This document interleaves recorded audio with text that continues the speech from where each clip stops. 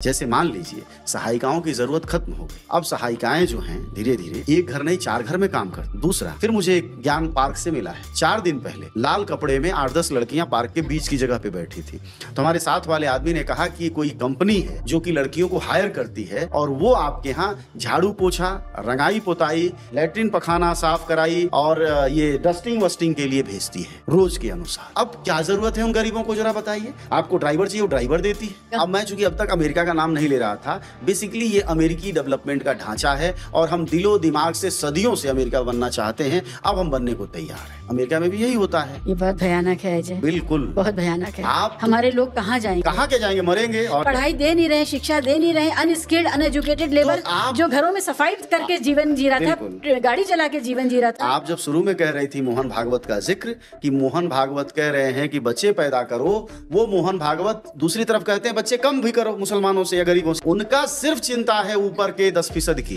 क्योंकि सवर्ण बच्चे पैदा नहीं कर रहे हैं। उनकी चिंता वो है, बाद में अखबारों में डिटेल में भी आ गया और मैं आरएसएस को खूब कवर करता रहा हूं पिछले 20 वर्षों में, बखूबी जानता। उनकी चिंता ये है कि सवर्ण बच्चे शादियां नहीं कर रहे हैं, सवर्ण लड़के लड़कियां शादियां नहीं कर रहे हैं और शादी कर लें तो बहुत देर बाद कर रहे हैं, और अगर बहुत देर बाद कर ले रहे हैं तो बच्चे नहीं पैदा कर रहे हैं, और बच्चे नहीं भी पैदा कर रहे हैं तो गोद भी नहीं ले रहे हैं। ये सारी कथाएं, चूंकि एक जमीनी संगठन है आरएसएस, उसको बहुत अच्छे से पता है कि हो क्या रहा है। पहले इन्होंने बड़े लोगों को नियंत्रित किया, उनको समझाया कि ये गंदगी के कारण है। जैसे जितनी भी गांव की बस्तियां हैं, जिससे दिल्ली चलती, जैसे दिल्ली की एनसीआर की बात करें तो सारी दिल्ली गांव की बस्तियों से चलती है। मतलब उनके गार्ड, उनके भाइयां, सहायक जो भी हैं, वो सब गांव से आते हैं। और सबसे दुष्चरित्र भी गांव है। आप सोचिए कि इस देश में करोड़ों करोड़ रुपया हर रोज गायब हो जा रहा है ऑनलाइन, उसको कहीं तलाशा नहीं जा पाता। उसको भी कौन बदनाम किया गया? तो वो झारखंड के आदिवासी जामताड़ा, वो पश्चिम बंगाल मेवाड़। आपने किसी भी बड़े आदमी का नाम सुना? किसी भी ऐसी फिल्म को बनते हुए देख जिसमें ये बताया जाए कि ये जो गरीब लोग पैसा वसूल रहे हैं